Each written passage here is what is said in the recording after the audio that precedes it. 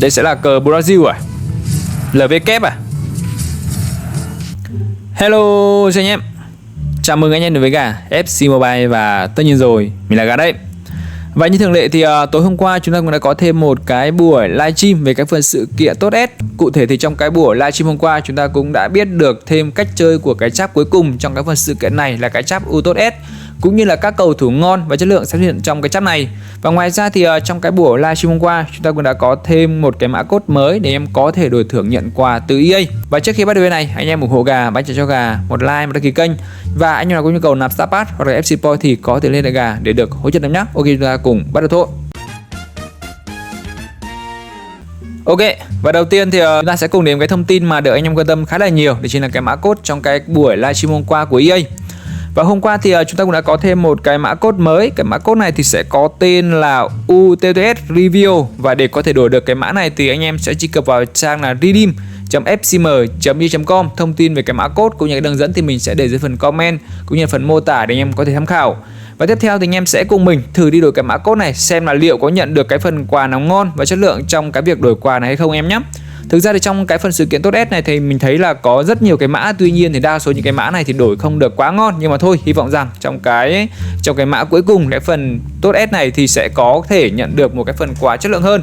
Ok, anh em sẽ cùng mình dán cái mã code vào trong cái phần mã đổi quà này. Tiếp theo thì anh em sẽ click vào cái phần là tôi không phải là người máy. Tiếp theo nữa thì anh em sẽ bấm cái phần đổi này để có thể đổi được cái quà này. Ok, và anh em có thể thấy là nhận được cái thông báo về việc là đã nhận được phần quà. Tiếp theo thì anh em sẽ vào trong game này, anh em sẽ vào trong cái phần hòm thư này và chúng ta sẽ cùng đi nhận cái phần thưởng vật phẩm này, xem là liệu có nhận được gói cầu thủ nào ngon trong cái mã code này của EA hay không. Ok, anh em sẽ cùng mình đi nhận. Có hầm đi.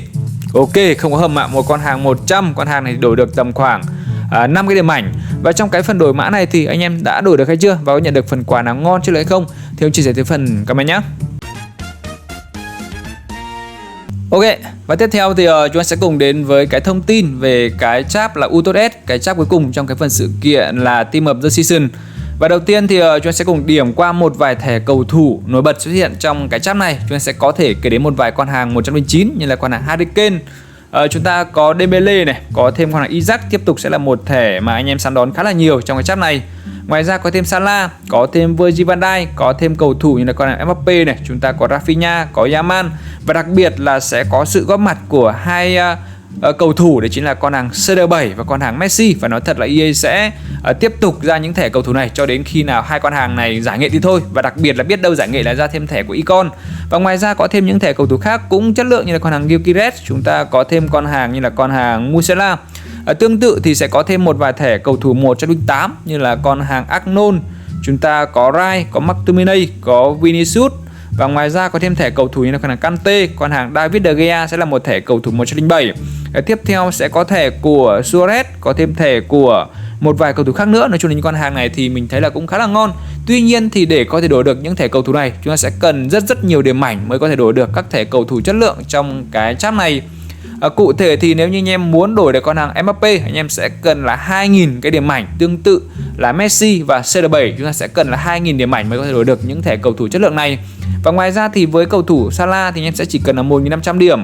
Hoặc là con hàng Bellingham này, chúng ta có Virgil van Dijk hoặc là có Yamal chẳng hạn, anh em sẽ chỉ cần là 1.500 cái điểm ảnh thôi. Và đặc biệt là mình thấy có hai cầu thủ cũng cực kỳ ngon và chất lượng trong cái phần này, chính là cầu thủ Isaac cũng như là con hàng Gyökeres.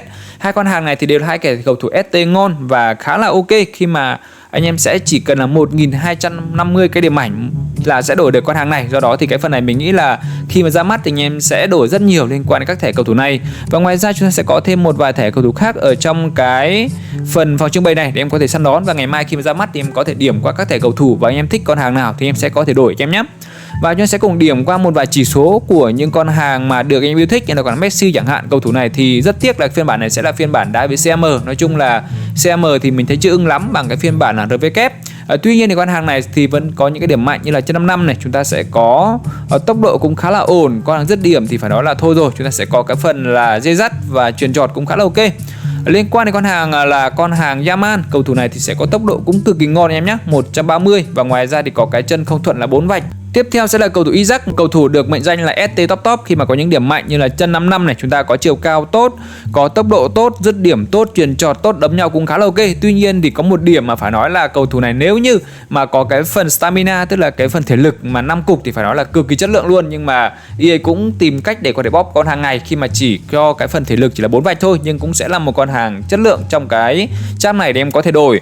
Ngoài ra có thêm con hàng Gyökeres, con hàng này thì tương tự như con hàng Isaac sẽ có những cái điểm mạnh như là chân 55, có tốc độ tốt, dứt điểm tốt, dê dắt tốt, là đấm nhau tốt, nhưng mà con hàng này tương tự như cầu thủ là con hàng Isaac thì cũng sẽ trừ đi một cái điểm, đó chính là cái phần là skill move chỉ là 3 sao, nhưng mà mình nói thật là 3 sao vẫn hoàn toàn có thể sử dụng được khi mà anh em thường xuyên sử dụng những cái phần skill liên quan đến health to health cũng khá là ok.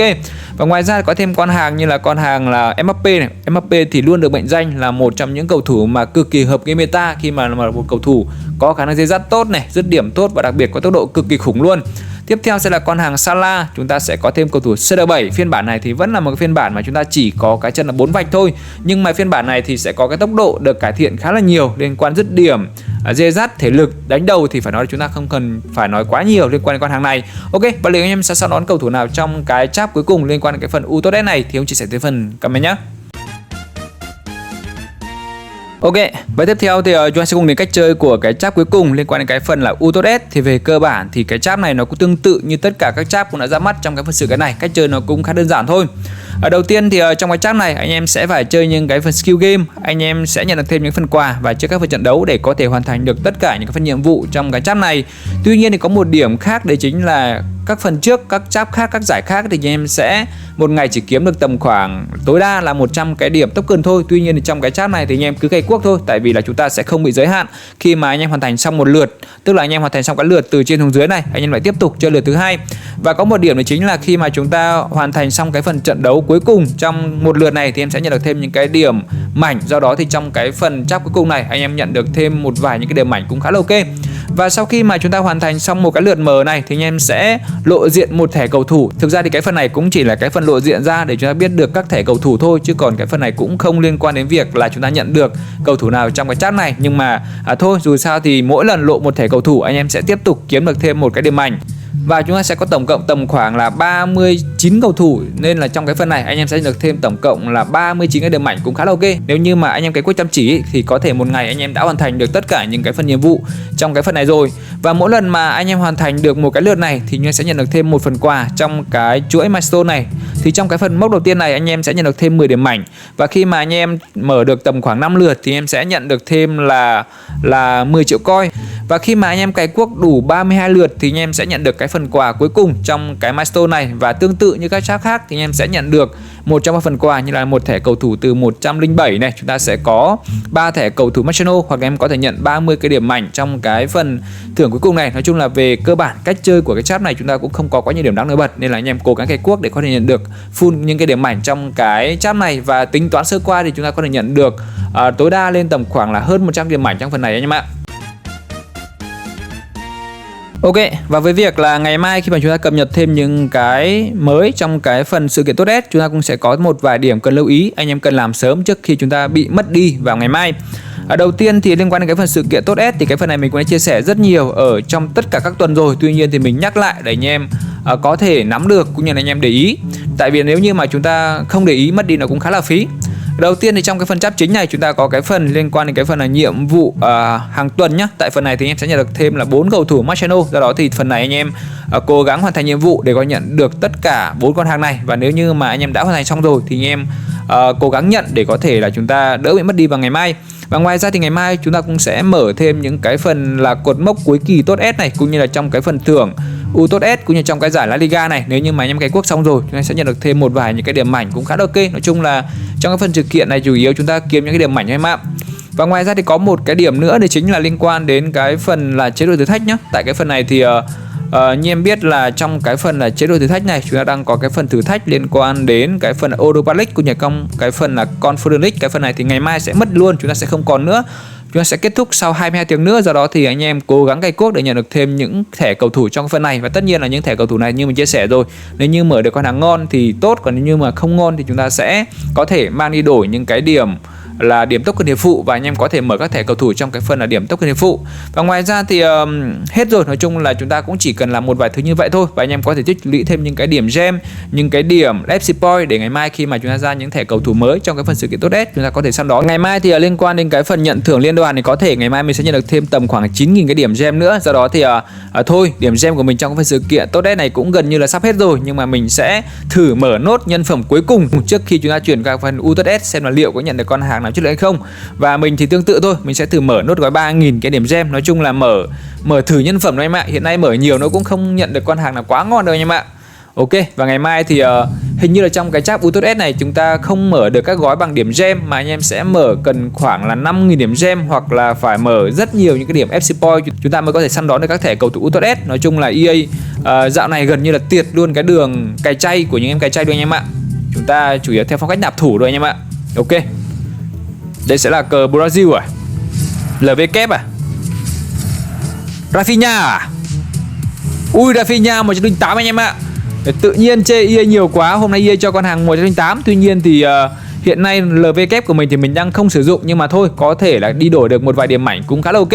Ok, và trên đây thì cũng là một vài thông tin về cái buổi livestream hôm qua của EA. Cụ thể thì chúng ta cũng đã có thêm một cái mã code mới để em có thể đổi thưởng, và ngoài ra thì chúng ta sẽ có thêm rất nhiều con hàng ngon và chất lượng sẽ xuất hiện vào ngày mai. Và tất nhiên là ngày mai khi mà ra mắt các cầu thủ chính thức thì mình cũng sẽ ra video hướng dẫn chi tiết cho anh em. Do đó thì em đừng quên để cho gà một like, một kênh nhắc tấm nhé. See you soon. Yeah.